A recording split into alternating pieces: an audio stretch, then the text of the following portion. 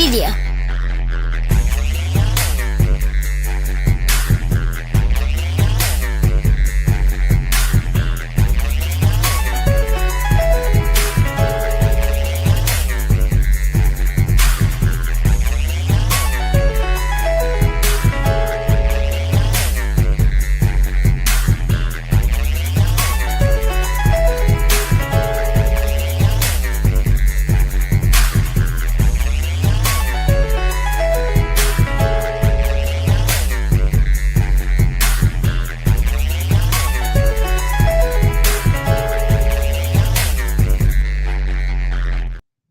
Hello, everyone, and welcome to In the Free Zone with Norm. With me, as always, is Derek. Derek, how you doing this evening? Pretty good. How you doing, buddy? I'm doing good. It's almost Easter break. Got 1 day of school left this week, and then it's Easter break. We're off for 4 days, and yeah, it's the summer's getting close. You stoked about that? I am. I can feel it coming. I am. You're just gonna stay up all night and watch YouTube. That's all you're gonna do. Yeah, that's me. By the way, I just want to express to all of you, internet, how disappointed I am in you, because the Blue Origin, is that the name of it? Jeff Bezos has reached the stars project. An all-female crew took off on an 11-minute flight in a very penis-shaped craft, and I haven't seen hardly any memes or jokes about it on the internet, and I'm disappointed. I think the whole thing's a joke. Like I don't know. Maybe I'm sexist. I don't know. I can honestly, I didn't care when anyone when Shatner went to the space like a year or two ago. Didn't care. It doesn't bother me whatsoever. I mean, it doesn't affect me at all in any positive way when rich people go to space. What's going on? Oh, you're good. It's just that computer's not that you're going through this system. Yeah, Gotcha. Yeah, I don't think the crowd can see that, but hopefully not. But yeah, you're not muted. Yeah. But yeah, the funniest thing to me was like Katy Perry went very, very extra with the whole thing. She did. It was a 10-minute flight, 11 tops. She sang a song up there. She kissed the ground when she got back. This is all on the ass end of two people getting stuck in space for 9 months. I really didn't think that much about it until I saw the video and saw what the ship looked like. I mean, it literally looks like a sex toy. It really does. Yeah, it's a Bezos thing, though, right? Like he was. I looked like he was there trying to reopen the shuttle after it landed. Yeah. Because it opens from the inside, but he's like, "Oh no! We're gonna act like we're clicking a bunch of buttons out here." It's super high tech. We got to hook up the PC computer. It was definitely a major league publicity stunt, major league photo op. Okay.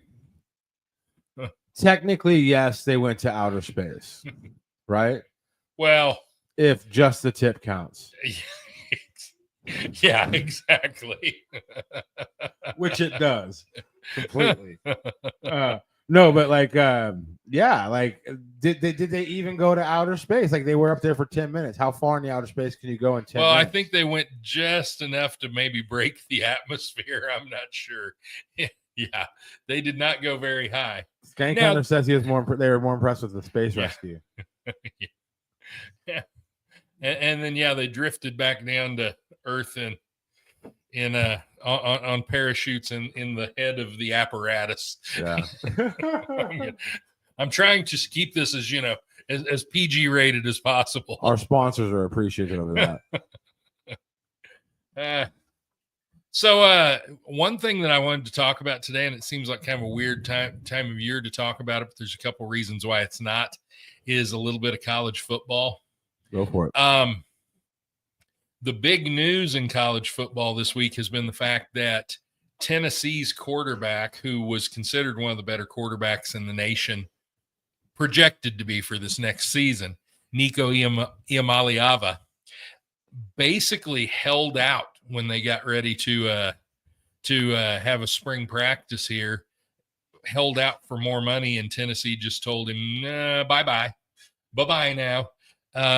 And so Iamaleava has entered now the transfer portal. The reason why it might interest people here in Kansas and in this area is because now the hot rumor is that Tennessee is pursuing K-State quarterback Avery Johnson to replace Iamaliava, and that they're offering him big bucks. I don't know whether that's true or not. I do know that Avery Johnson is pretty well committed to K-State. I would be pretty surprised if he were to leave. He is a Kansas kid, and a kid that, to listen to him, has always wanted to play for K-State and is enjoying playing for K-State. But it does bring up an interesting, angle for local people. A couple other things that I wanted to talk about too. One is the way that the spring games have been de-emphasized because of NIL and because of the transfer portal.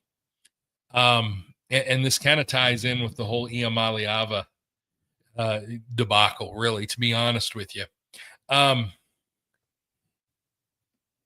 He was being paid supposedly $2.5 million and was holding out for $4 million. Okay. And last year, a lot of teams after their spring games said that suddenly basically the kids that played well in their spring games, suddenly other programs were trying to lure them away. And so a lot of programs this year did not have spring games. A lot of them had practices. They did, 7-on-7. They did a lot of other things, but they didn't have a spring game. And, these spring games had become big business for a lot of these schools. They'd have 50, 60,000 people at the spring game. This year, it looked like it was more like 5,000 to 10,000 at most of these schools. And that is probably a sad thing. However, always the innovator, Coach Prime at Colorado, tried to arrange a scrimmage with Syracuse instead of a spring game. And he got shot down by the NCAA. But what was brought to my attention soon afterward is at every other level, at the Division II and Division III level, at every other level, they do allow spring scrimmages. And so that then begs the question, all right, if spring scrimmages are okay for Division II and Division III, why aren't they okay for Division I? And so that's something that's going to be a hot issue in the next in the next couple of years. My guess is by next year you may see spring scrimmages at the Division I level. Now, the last little bit of football crazy. I want to talk about that. Okay, so I always, because you've taught either middle school or middle school is 2 years, but high school is 4 years. Right. You have. In a perfect world, you have an athlete from when he's a freshman to when he's a senior, and then you have to start over with a new. So in college, it's the same thing. You have like this 4-year shuffle, unless a lab in Wuhan leaks a virus, and you get to play 9 years of college football. Yeah, but not so much anymore because NIL and the transfer portal have changed that. Students can transfer now unlimited times. Basically. Well, that's kind of going to my point here. Like, typically you have, as a coach, and you're trying to build a team, you're trying to build, a traditional football team. Everybody knows each other. You have 4 years, but now with the transfer portal, you could have a player for a season and they could be gone. So I guess my question is, what is the new bottleneck when it comes to overall team building? Like when you're in charge of building a team and you don't know who's going to be here next year. So now a big part of team building is you have to recruit your own team every year.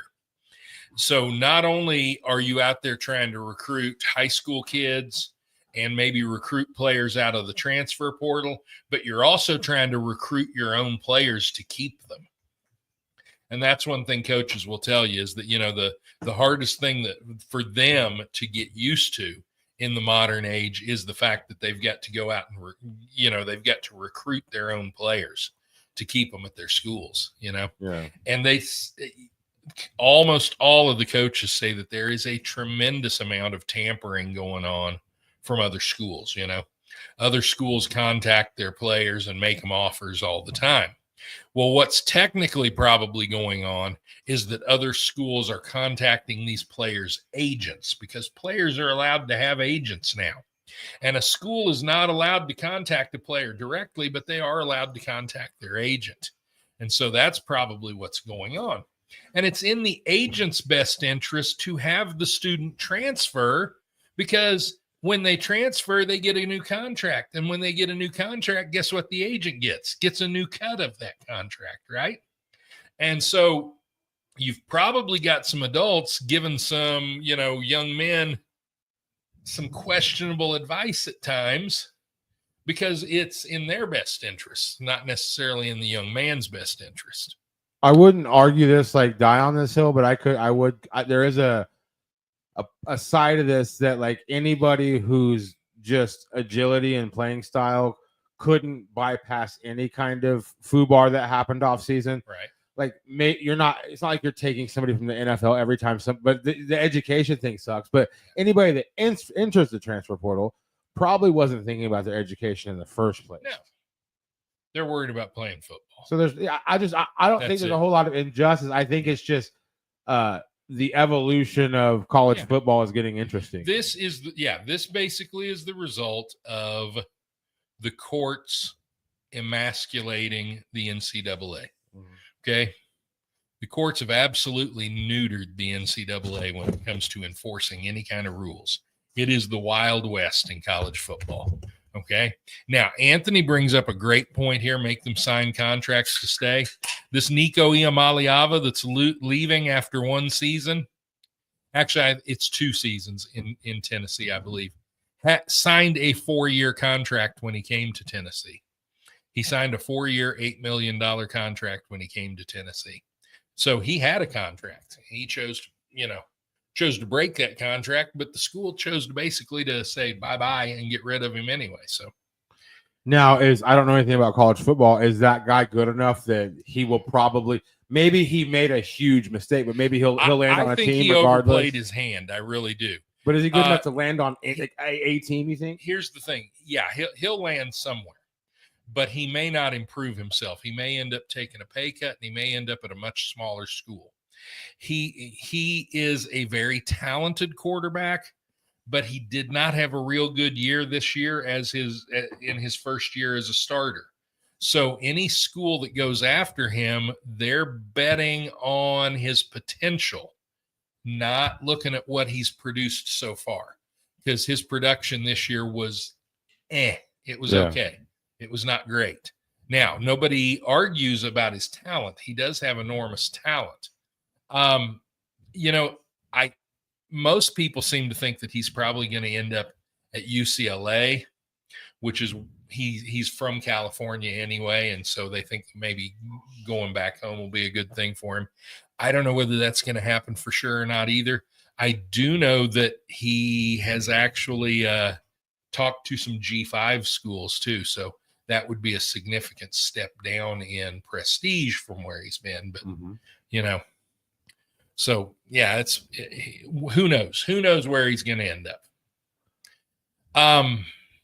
Hey, one other subject too, when it comes to college football craziness. So Colorado has their spring game a little later than everybody else. They're having it this weekend. And Colorado is retiring the jerseys of 2 players at their spring game. Now, normally when you say that, it conjures up, images of players maybe that played, 10, 15, 20 years ago. John Salam, he's the guy, right? Yeah. Okay. But they're actually retiring the jerseys of Travis Hunter and Shadur Sanders, 2 players that played for them this year, the number 2 and the number 12. And while most people haven't batted much of an eye at Travis Hunter's jersey being retired because he did win the Heisman and, some stuff like that, a lot of people have definitely kind of given the side eye to Shadur Sanders, the coach's kid, having his jersey retired, To me, it's not so much whose jersey they're retiring as it is the timing of it, It just seems weird to have them have their jerseys being retired when they literally just quit playing there, So I don't know. It's just one of those things that I noticed they were talking about a lot today. Yeah. Well, I have a weekly segment that we like to do on this show. You ready to get into some of my stuff, big guy? Absolutely. All right. So we are going to do on the spot history, and it is on par with your first segment. Okay. Here is your photo from pop culture history. Tell me everything you know about it. Well, that is obviously a picture from draft night. And somebody, is that Vinny Testaverde? That's Somebody Vinny has just been Testaverde. drafted. Let me look at the Wow, name. look at the look on that. Is that his mom or his girlfriend? Well, it was his girlfriend for a little while longer after that picture. Look at the look on that face. Talk about being caught at a bad moment by the cameras.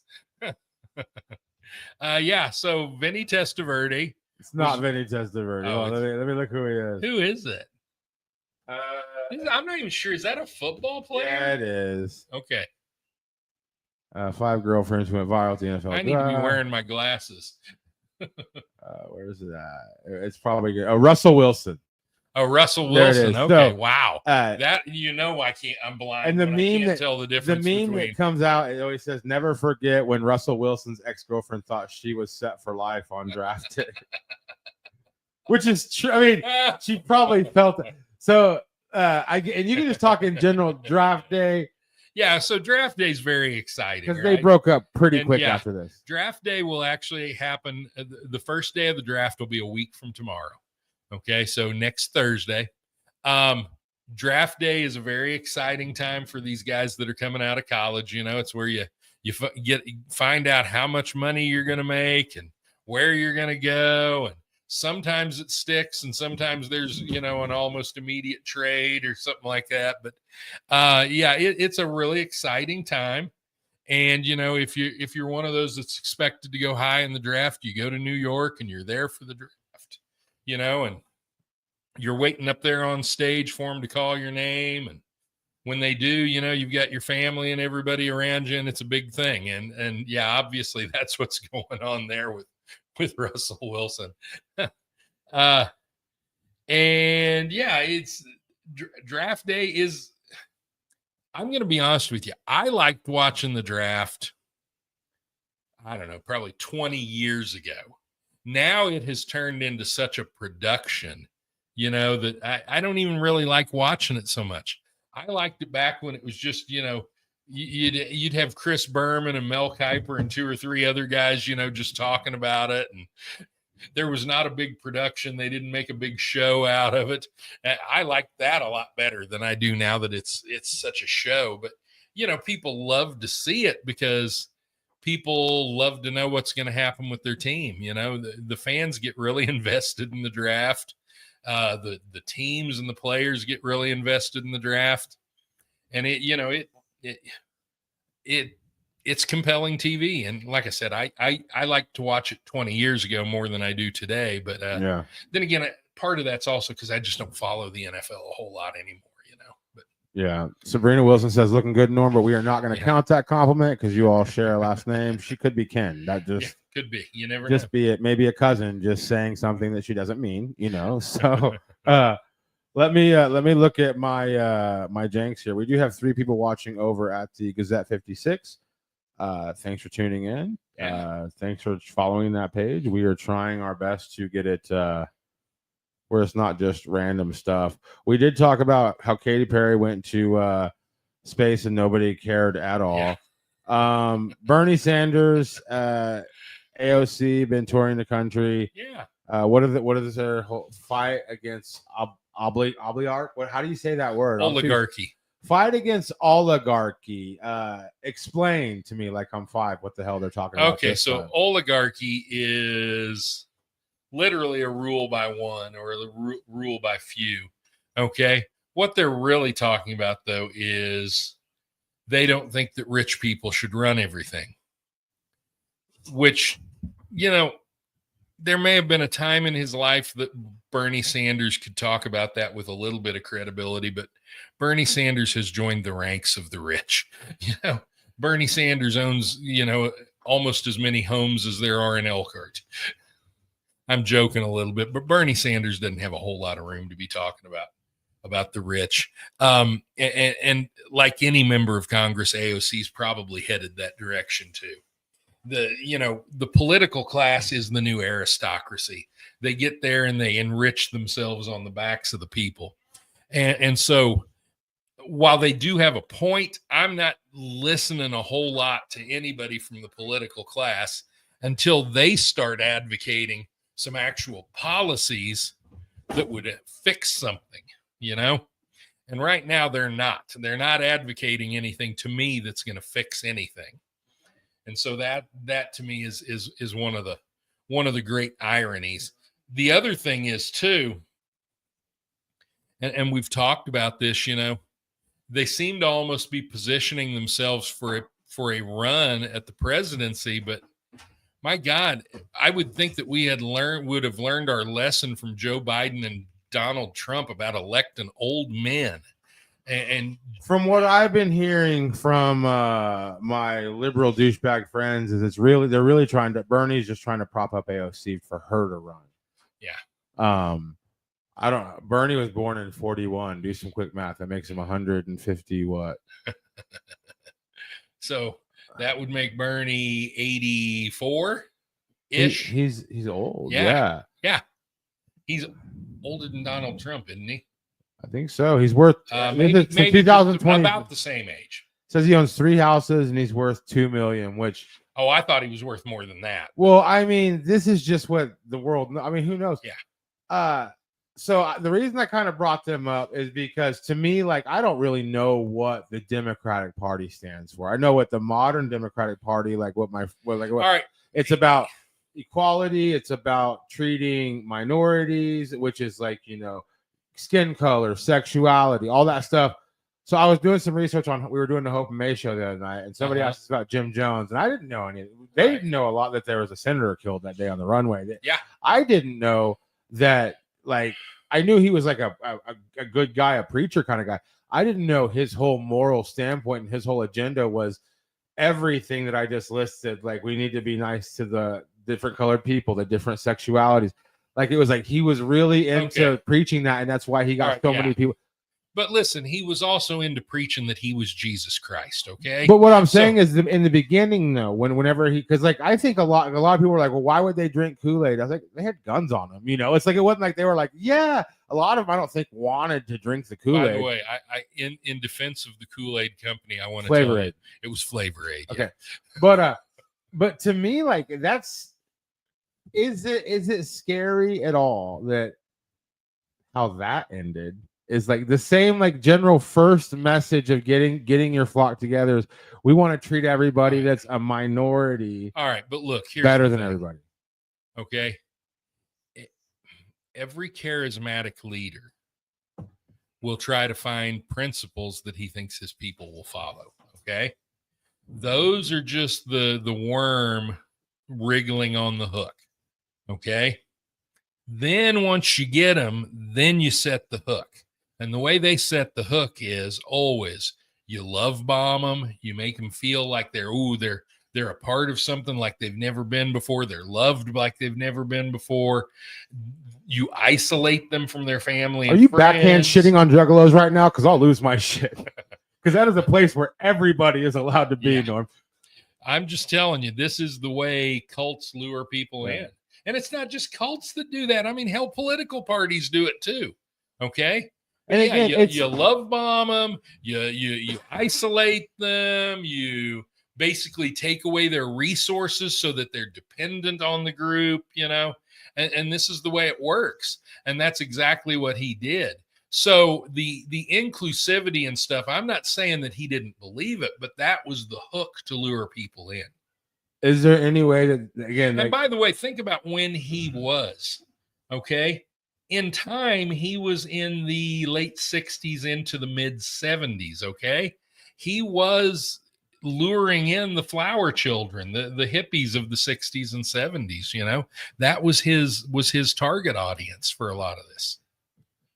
I think it's currently happening right now, again. And also on the other side, guys like the Rogans and all them, they're getting all these dudes to be a little too patriotic, where I get a little nervous around them. And he's got them all eating like deer jerky and supplements, and you know, he's like, "You're just gonna be the most jacked dude ever." I'm just like, what the hell is going on? Yeah, man? but listen, both sides do this, right? That's what I'm saying. Like both, it's just like I mean, you can tell what party a person belongs to by the products they buy. You know what I'm saying? Yeah. I mean, that's how polarized we are, and so that's all part of that, drawing people in, and it's political parties do operate like cults in some ways. They really do.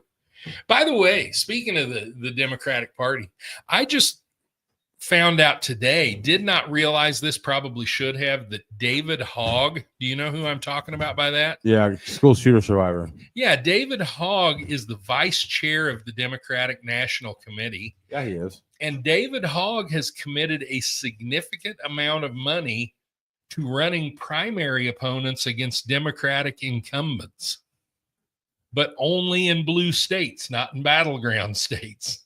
So he's trying to shake up the Democratic Party by primarying those guys that are in safe Democratic states where they don't have to worry about whether or not they're going to lose a seat in Congress, but can shake up the establishment. That's a level of anti-establishmentism there, that. Let's throw our tinfoil hats on real quick. Okay. By the way, Derek Rutherford for president. Jody says, obviously, she's going to vote for me. So let's just say this. David Hogg, how long ago was Parkland? 19? 17, 19? It was like within a decade, maybe, I think. Yeah, I think he's like 25, and he would have been about 17 or 18 then. So, yeah, it's been about 7 or 8 years. Like again, I'm not Alex Jones. I'm not saying whether or not a shooting happened that day or not. I just think it's odd that David Hogg went from being just a kid that likes listening to indie bands and hanging out with my buddies, and now within 5 to 7 years, he's like, I'm gonna shake up American. It's like, I think he's somebody that got thrown into the spotlight and fell in love with it, is what I think he is. But I mean, he loved the attention, genuinely loved the attention. Well, and yeah, he wanted to be an activist, obviously. I mean, he immediately took to being an activist. And he was the guy that there was a film of him like rehearsing his lines before they went live. Yeah. So then you had all the people who were like, oh, he's an actor and everything. But to me, like, the whole thing is just, again, that's great for David Hogg. I'm glad he's doing something with his life. It's just, to me, I'm just like, wow, that's kind of interesting. The guy that was just a bystander to a tragedy is now, Elon Musk trying to Elon Musk elections. You know what I mean? He doesn't swing as big of, thing as Elon does yet, but it is. I do think that, and I think that maybe the political history, maybe not in the next 5 to 10 years, but I think that probably big political figures 20 years from now will be David Hoggs and will be Kyle Rittenhouses. These guys that were like meme politicians. You know what I mean? And then now they're. But that's how it works. Ronald Reagan was an actor, it's like so. But anyway, right. Yeah. I mean, fame helps however you achieve it, It certainly does. Yeah. But yeah, I was just really surprised by that. And you know what? In some ways, while I'm not a David Hogg fan, in some ways, you got to kind of admire the idea of trying to shake up the establishment. Now, of course, he's only semi-serious about it because he's obviously not going to do it in any purple states. He's only going to do it in blue states. But I'm going to be honest with you right now. I'm in favor of anything that gets incumbents out of office. I think we should have term limits. I think members of Congress ought to be limited to the same 2 terms the president is. I think it would improve our system of government if we could get. Not only that, but it would improve our society because we could start to eliminate the new aristocracy, which is what the political class is. I'm dumb. So we have the DNC. Right. And then what's the other side? GOP? Okay, so the DNC is the Democratic National Committee. And then that's the committee that runs the party. And then who runs GOP would be the Republican Party. But within the Republican Party, you have the RNC, the Republican National Committee. Let me ask you this. RNC, DNC, are they were they part of the original plan, or were those things that were like a bunch of Democrats and a bunch of Republicans were all like, hey, let's all get together and organize this? Yeah, sure, we all kind of. Right. Or are they integral to do they hold the House up? Because to me, as a person who's never voted, the reason I don't vote is because of the RNC, because of the GOP, because of the DNC. It's just super PACs of hyenas of whatever idea, and they don't care about anything except for being right. Yeah. So the RNC and the DNC, the national committees, their main function is to win elections. Okay. And so they're focused on elections. They sometimes help set party policy by setting what platform we're going to run on in elections, but they're really more focused on finding candidates and winning elections than they are on setting policy. In the beginning? No, I'm saying that's what the actual committee, the Democratic National Committee and Republican National Committee, their main function is to win elections. Yeah. So it would be the Democratic National Caucus and the Republican National Caucus. Those would be the ones that are more the setting policy of the party. Okay. All right. Well, to me, it's like, I feel like definitely. And by the way, there's often a big overlap between the two, but not always. I feel like on the Democratic side and definitely pre-Trump, definitely on the Republican side, it wasn't that as far as picking a candidate. It was a lot of geezers cashing in favors. Like, hey, guys, I gave every month. I gave, and, here we are. It'd be great to be president. It's like, bro, you're kind of dumb. Sure. Why exist? Why was Joe Biden, the Democratic nominee for president? It was his turn. Yeah. You know what I'm saying? He was the least objectionable of all the candidates. And to me, anytime you have a situation where you have a quote unquote committee picking the best candidate, and they're pushing a guy up because they owe him a favor, disband, start over. It's supposedly the voters pick the candidate, but in the Democratic Party especially, the committee and the insiders of the party do a lot more to pick the candidate than even in the Republican Party.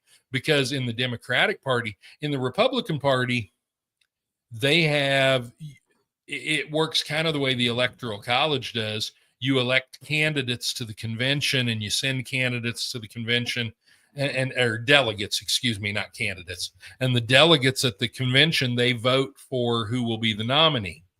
But the Democratic Party has what they call super delegates. And the super delegates, those are the party insiders, and the super delegates vote like 100 super delegates. Their vote counts as much as all the people that vote. Okay. So they're elitist in that part? Well, what I'm telling you is Donald Trump could have never gotten nominated in the Democratic Party. Okay. In the Republican Party, when Trump won the nomination, the Republican establishment did not want Donald Trump to win that nomination, right? As a matter of fact, Donald Trump was the least likely to beat Hillary Clinton. Almost every other Republican candidate would have beaten Hillary Clinton in a landslide in 2016. Donald Trump was the least likely one to beat her. And so the Republicans definitely didn't want Donald Trump. There are other reasons why they didn't want Donald Trump, because Donald Trump didn't fit the mold of a true Republican. He'd spent the vast majority of his life as a Democrat. Okay. That would have never happened in the Democratic Party. That's why Bernie Sanders has never gotten the nomination in the Democratic Party, is because the super candidates keep a fringe candidate like Bernie Sanders from winning the nomination. And that's what pisses me off, because I'm not against left thinking. I'm not against my friends that want to be left thinkers. I'm really pissed off that you won't acknowledge that you're, for the third or fourth time, championing this guy that the party you're holding up will never let in the club. They'll never let him in the door. They'll never let him in. And you're not even acknowledging it. You won't acknowledge. You're going to go through the next 3 years talking about change until the DNC, quote unquote, dad says, no, we're not going to let Bernie stay over. And you just grab the next safe person that you think can beat whatever. That's why if I did vote, it wouldn't be Democrat. It has nothing to do with the ideals. It's the people that run it. I don't believe it anymore. I'm just like, that doesn't make any sense, bro. Yeah, I get it. Like super delegate. So what you're telling me is the party that hates elite powerful people has a Is run by system made elite, up of powerful elite, people. powerful people that make sure that they get it their way. The Yeah. elite, powerful. I mean, there's Yikes! a reason why the vast majority of billionaires are Democrats, not Republicans. Yeah. Like, it's yikes. And again, I'm not asking anybody to stop voting Democrat. Acknowledge that everything that you're acknowledge that that's wacky. Just acknowledge it, and that's all I ask. Well, and you know my stance. Both political parties suck.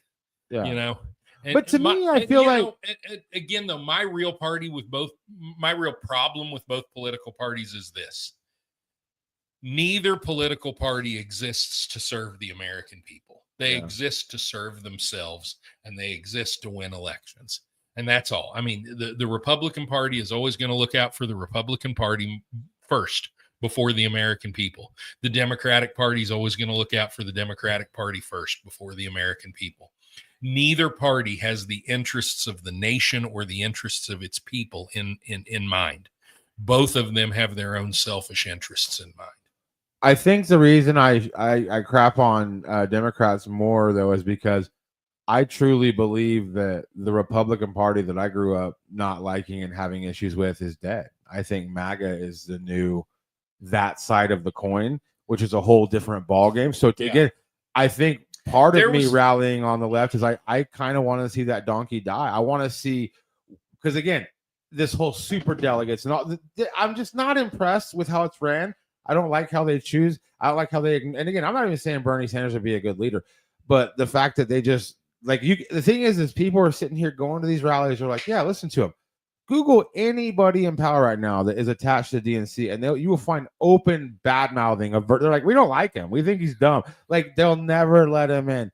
But to me, like, that's old school Democratic Party. I would like to see the Democratic Party kill that donkey and have their version of MAGA, which is, again, it's just going to be like, well, and you know, fringe, far left. But if AOC comes to power, that will be, because AOC is the Donald Trump of the Democratic Party. She really is. The parallels between her and Donald Trump are amazing, you know. But listen, here's the thing.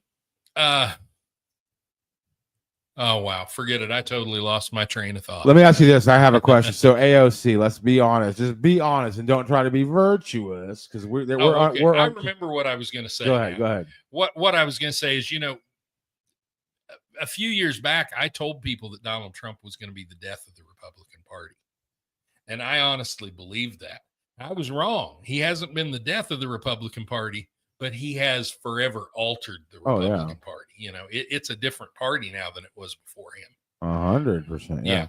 Now go ahead about AOC. So my thing with AOC, we're nobody can cancel this show. We're the best. So whether it be her gender for running for president, if she wins, she'd be the first female president. Right. If you don't count Joe Biden. No, I'm just kidding. So she would be, so she has gender going against her, but she's also, like you said, fringe. She's out there. She's the Trump of the left. So she has that going for her. Which do you honestly think would be the biggest hurdle for her to get elected as a president? The biggest hurdle for AOC is going to be the fact that not the DNC, but like, no. Go ahead. The biggest hurdle for AOC is going to be the fact that she has stood with her fellow squad members who are staunchly anti-Semitic. Okay.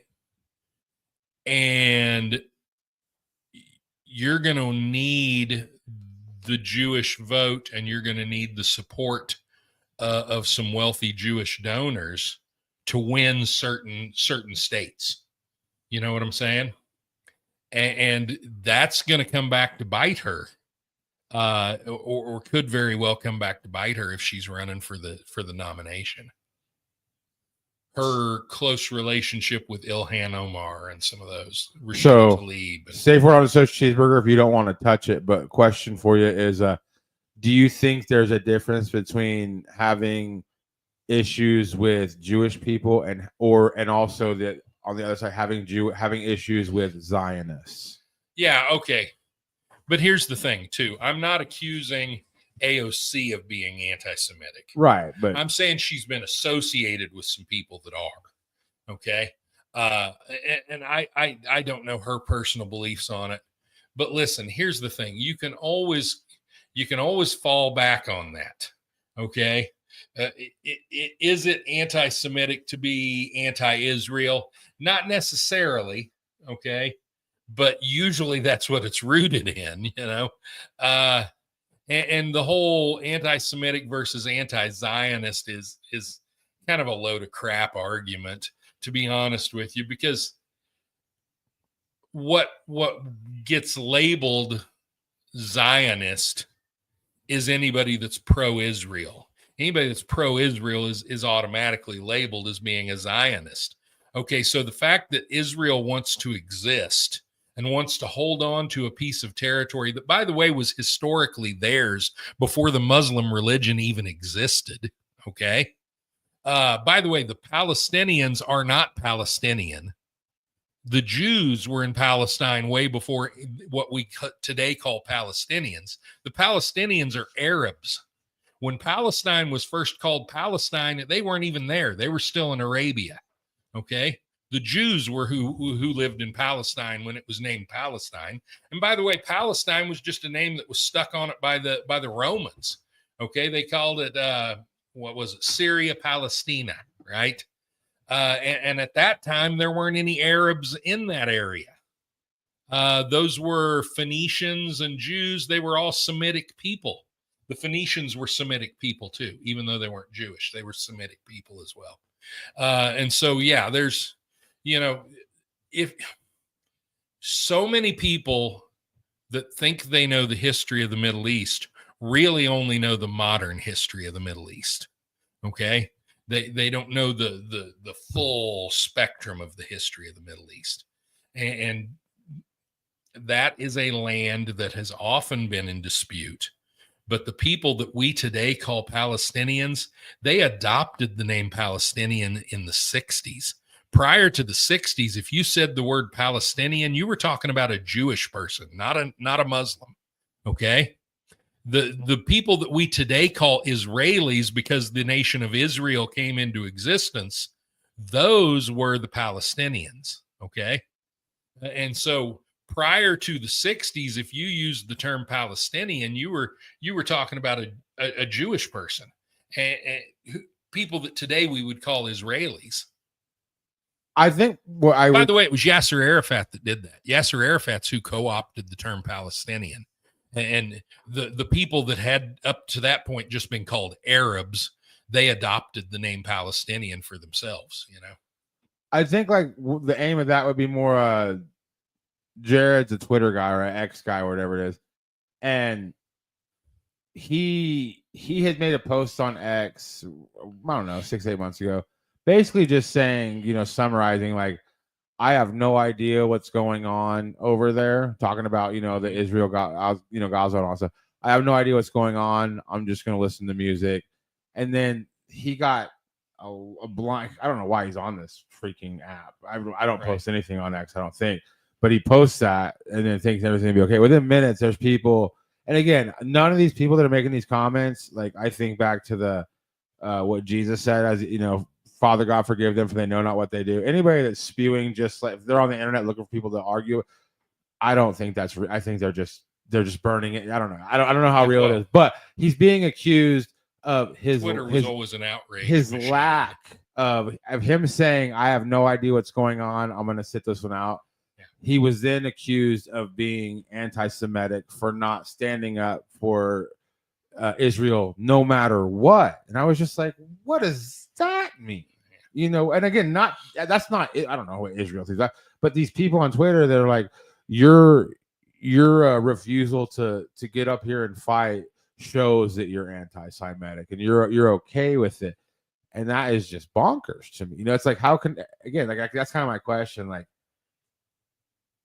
how can you be anti-Semitic when you don't know anything about it? You know, maybe maybe you should learn it. Well, do you know everything about my history? Because I don't know who half my ancestors are. Okay, I don't know why it's important. You want to know what anti-Semitism is? Anti-Semitism is Hamas in the charter of their organization calling for the elimination of all Jews worldwide. Okay, they accuse Israel of genocide. Well, Hamas actually advocates genocide. Their stated mission is the genocide of all Jews worldwide. Okay. And we can feel sorry for the people of Gaza, and rightfully so. But at the same time, the people of Gaza voted Hamas into power in democratic elections. They said, this is who we want our representative to be.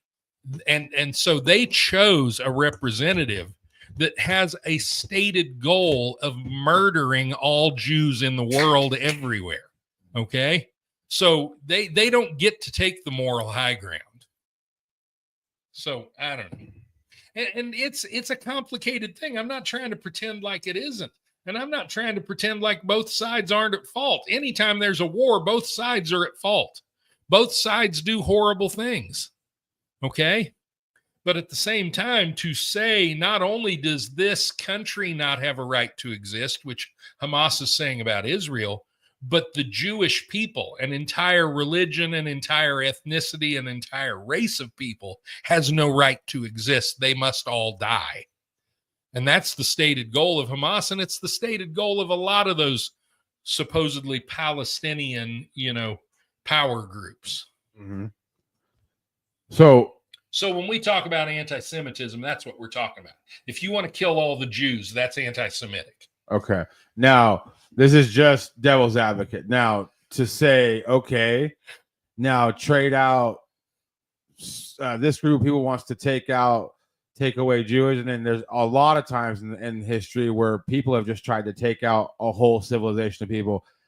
I've always wondered, again, I'm ignorant. I don't know. I've always wondered why this one matters the most. And is it because of the chosen people or whatever? Who says it matters the most? My social media timeline. I'm just saying, by looking at like the reaction of, and again, like you look at a lot of the comedians, they'll joke about don't say anything about Jewish people in your act and stuff, and they're obviously joking, but there's obviously something that you don't want to make them mad and everything. I've always just been curious. I've never, if I went to LA, I don't have a problem with Jewish people at all. I've always just been curious why it was special, why it was different than any other suffering that's ever happened. You know what I mean? Of people.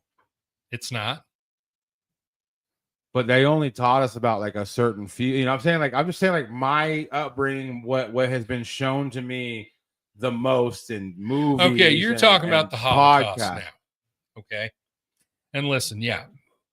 There were 6 million Jews that were executed in the Holocaust. Obviously, that's not an exact, roughly. Yeah. Okay.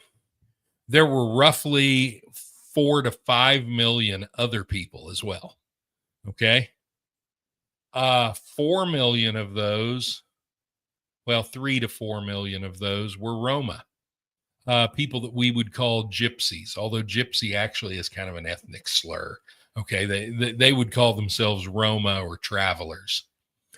So the Roma people, which by the way is who the country of Romania is named for, right? All right. So the Roma or Romani people, they were also a huge number of that. Anybody that was in any way considered genetically undesirable. So anybody with certain diseases, with mental illnesses, with mental retardation, intellectual deficiencies. Sorry, I need to use a little more politically correct terms, right? But anybody with anything like that, anybody that was all or partially black, those were all considered undesirable. Okay. And so they were all put into the camps and systematically executed as well. So no, it wasn't just Jews. Jews were the biggest number of people. Now, why were Jews the biggest number of people? Well, number one, because there were a lot of Jews living in Eastern Europe. Okay. And number two, the Nazis, and again, think about what we said about cult leaders. Okay. If you can't draw people in with love, the way to draw them in with hate's to give them a common enemy. And so that's what the Nazis did. They drew people in by giving everyone a common enemy. The Germany in the lead up to World War II was a horrible place to live. The economy was destroyed. They felt like because their economy was destroyed. The entertainment industry was one of the few industries that they had available to them. So, and when I say entertainment industry, I mean that in almost the Las Vegas without the casinos kind of way. Germany felt like it had become the whorehouse of Europe. Okay. And the German people, their spirit in a lot of ways was crushed by that. And what caused that was a horrible treaty that ended World War I. If we had ended World War I with a little better treaty, we might not have had to fight World War II. But that made Germany, it was primed for somebody like Adolf Hitler to take over. It was primed for a strong man that said, I'll bring back national pride, and here's who's at fault. And he held up the Jew as the person that was to blame. Okay? And so that's why we talk a lot about what happened to the Jewish people. And there's also this factor. Many of those Jewish people, when they left Europe, came to the United States. And many of them experienced success in the United States. They became financially successful and they became powerful. Not very many Roma people came to the United States or became successful or powerful in the United States. So we talk more about the Jewish people and the Jewish problem in the Holocaust than we do the Roma, right? Yeah. Because there aren't prominent spokespeople for the Roma cause and so on, you know? Well, I don't want to cut you off, but like I kind of want to redirect a little bit because I'm not saying like I'm not being like, well, I'm literally curious about this part. Okay, so from a religious aspect, the Jews as chosen people, could that also be the reason why they were targeted so much? Like, well, yeah, them being the quote unquote chosen people, does that have anything to do with why we remember it and why they were attacked also? All right, so here's the thing, and it's kind of a weird thing.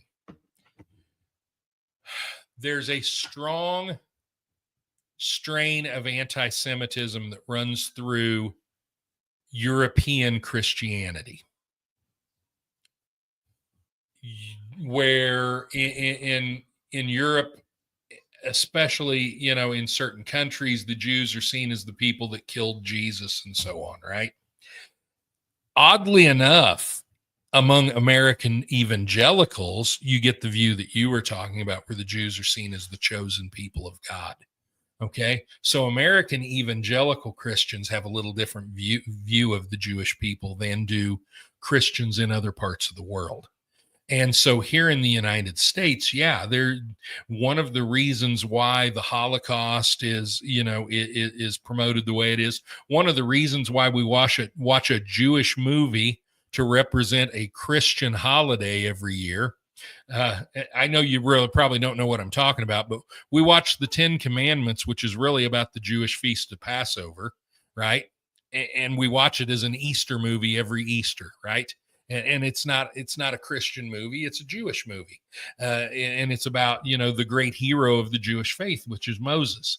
And there's a reason for all of that, and part of that is that for American evangelicals, the Jews are seen as the chosen people. Yeah. Well, so yeah, some, but, and yeah, right, not universally, yeah. No, but I also, I'm having a good conversation here.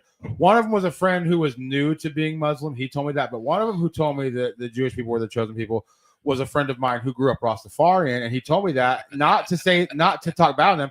He was saying, and in saying that, we also believe we are the lowest people can go.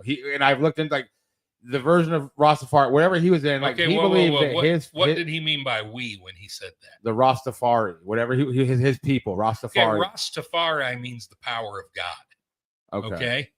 And as far as I know, maybe he meant black people. He was a black guy. Well, yeah, that's what I was going to say. As far as I know, the Rastafarians believe that they are the true Jewish people. I may be. Rastafarianism is a relatively fringe religion, and I may be totally wrong on that, okay? But I do know that the Rastafarians believed basically that when Christ came back, he was only coming back to the poorer nations of the world, right? He was coming back to save the third world, basically. And they also believed that Haile Selassie, who was the I don't remember exactly what his title was, whether it was emperor or president or what, of Ethiopia back in the 70s, that he was, their Messiah. And that's one of the problems you always have, is how did your religion survive the death of your Messiah, Yeah. Of course, I guess you could say Christianity did, but Christians believe in a resurrection. Yeah. Let me see. Yeah. By the way, Jody asks a good question here. What makes someone actually Jewish? Yeah.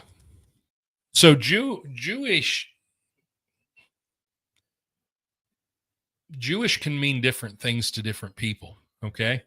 For some people, being Jewish is being a part of that religion. For other people, it's more cultural than religious. A lot of American Jews consider themselves cultural Jews, or even secular Jews. They consider themselves culturally Jewish, but not necessarily religiously Jewish anymore. Yeah. Or maybe even the religion just isn't terribly important to them, but the culture and the tradition is.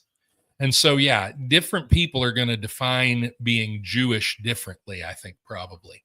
But it's a good question, and it's one of those things that, yeah, you got to kind of ask yourself at times. I can honestly say, like, as far as me personally, I'm just curious, like, why, like, that's not like By the way, what the Jewish people would say is, what makes you Jewish is if your mother is Jewish. I was gonna say you're born Jewish. Yeah, you're born Jewish if your mother's Jewish. So, but that being said, like, I've never religion. That's right, Jody. I've never looked at Jewish people in any like sideways at all, because first of all, I don't understand, but the thing is when it comes to like what little bit I know about Judaism through what Jewish comedians say in their jokes when they talk about their own life, I can say that, like, at least like American Jewish people, I think I know kind of what it's like to be in a family that believes in a higher power.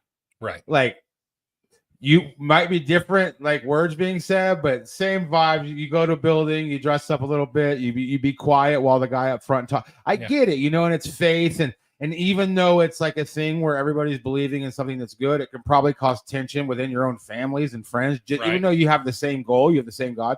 So I've never had an issue, and like I said, like most entertainers that I like love are Jewish people. Like, I've never had an issue. I'm just I don't understand. And then this Gaza thing, this is the most it's blown up, I feel like, since I've been paying attention to it. Like, it's always been going on, but this is the most it's been like, oh, so there's a big, you've always heard there's, the peace in the Middle East. All right, well, but now you're just like, oh, wow, this is bad. This is real bad.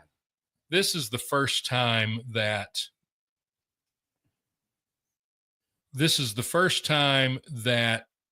Israel has gone to war with, and that's not even quite right, but it's kind of right. This is the first time Israel has engaged in warfare on this scale with a Palestinian government, because Palestinian governments didn't exist prior to about the 90s, right? And so previously, when Israel went to war, they were going to war with the Muslim nations around them. They went to war with Syria, or they went to war with Lebanon, or they went to war with, Saudi Arabia and, all the other Muslim nations around them. Yeah. Okay. And so this is the first time that you've seen a fairly large-scale war between Israel and a Palestinian government of some kind. Other than this, it's been mostly attacks, not a sustained war. Yeah. Well, I know we got to go, but maybe next week, or we can give it a break for a few weeks. But I would like to know, say like, God forbid, say Israel does, like, because this has been going on for so long. Say Israel does, like, lose. Right. I would like to know, like, we could do it like in a few weeks. What does that mean for the rest of the world? Because, like, Israel obviously is very we want to keep them, where they are. Right. If they were to be gone, like what would the world would probably change immediately, and what would those changes look like? We maybe sometime talk about that. Okay. Now, are you wanting to talk about that in a real world setting or in a religious setting? Real world setting, the Okay. consequences.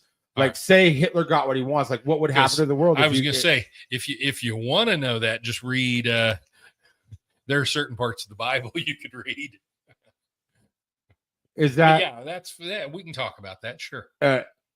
A teaser in the Bible? Is that like one of the warning signs of end times? Like, well, it just depends on how you interpret the book of Revelation.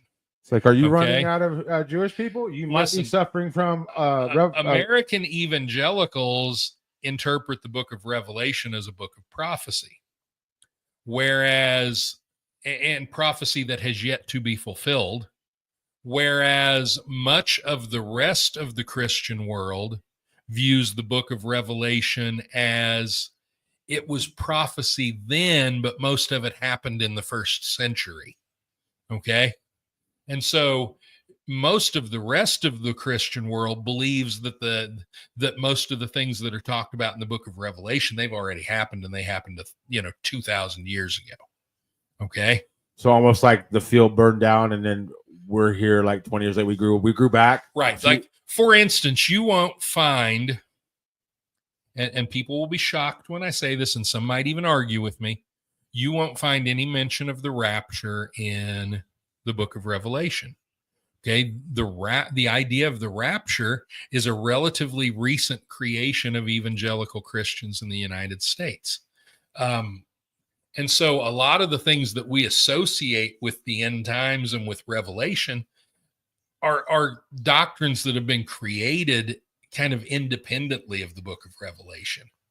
Okay. So is it across the board a belief of an afterlife though? Yeah. Okay. Like they have a whole, like, have an idea that you see your relatives and stuff like that. Like that's kind of across the board, but how we get there is debatable. Well, it isn't even how we get there that's debatable. It's what are the end times and what do they mean for the world? Okay. Evangelical Christians believe that if you want to know what the end times are going to be like, you look at the book of Revelation. Most of the rest of the Christian world would say, yeah, no, not really. Yeah. And the danger of it is that Christians have believed they were living in the end times literally since the first few years after the death of Christ, And so, I'm a big believer in I'm going to paraphrase this because there are so many different versions of the Bible and all of that. But one of the things that Christ says is that when he comes, he'll come like a thief in the night. Nobody knows the time of his, arrival. And I'm a big believer in that. I think, we're not going to figure that out from prophecy. We're not going to, we need to quit trying to be investigators, be detectives, and trying to figure out when it's going to happen. Quick, live your life, When you say Jesus comes like a thief in the night, like, does that mean that you think that like he will come back for all of us at once, or are you talking about an individual basis? He comes for you. I don't know. Okay. I'm not claiming to know that. I'm just saying that when he returns, to take his kingdom, that it's going to happen suddenly and quietly. Yeah. That's what I'm kind of curious, because I know that I've heard that there's no lake of fire in the Bible. That's kind of new. But the rapture thing I've heard. But like I'm just kind of curious, around the world, do they still think that Jesus comes back eventually and like takes his people with, like, but it's not like I guess what's the difference between like the rapture? You think of like people floating in the sky and all that, but when you say Jesus comes back to take his kingdom, like in suffering, like everything. Okay. And Stephanie says she'd never heard of the rapture until she was in college, and and Stephanie may have grown up in a group that didn't believe in that doctrine. We can say cult. She's a Jeff put out a series about it. Yeah, I remember. Yeah. All right. Okay, here we go. I can pick and choose different things from different religions. I agree as to why there's so many different religions. It's so confusing. Your Ken says interesting stuff. I don't trust it. No, just kidding. What do you want to say before we get out of here, man? Next week is we have Easter coming up, right? Yeah. You have a few extra days off this week, right? I do, yeah. Nice, man. Yeah. Yeah. 4-day weekend. And then I've got a personal day next week. So I've got a 4-day weekend this weekend and a 3-day weekend next weekend. Nothing else coming up as far as locally, right? I know I heard something. Track meet here tomorrow, I think. Yeah. Cunningham Relays tomorrow here. Yeah. And then somebody messaged me today and said, hey, they're doing a trial today in Guyman. What do you and Norman and everybody know? And I was like, nothing. Yeah. I was like, we know nothing. We're all at work. Okay, today. so I have no idea what's happening, and we're all at work.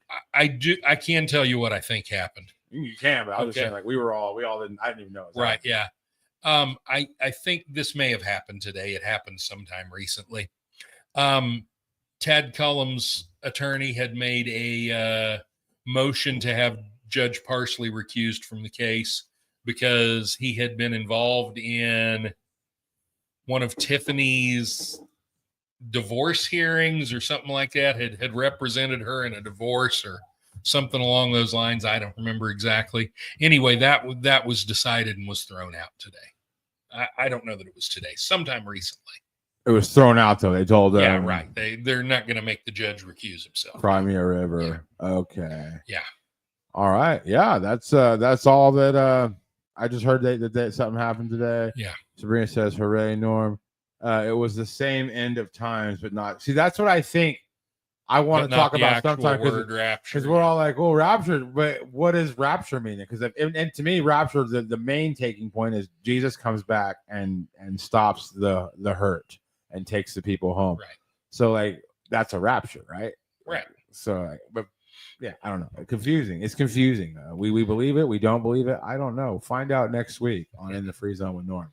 There you go. All right. Take it easy or don't take it all. We'll see you next time. Yeah. Thanks for being with us.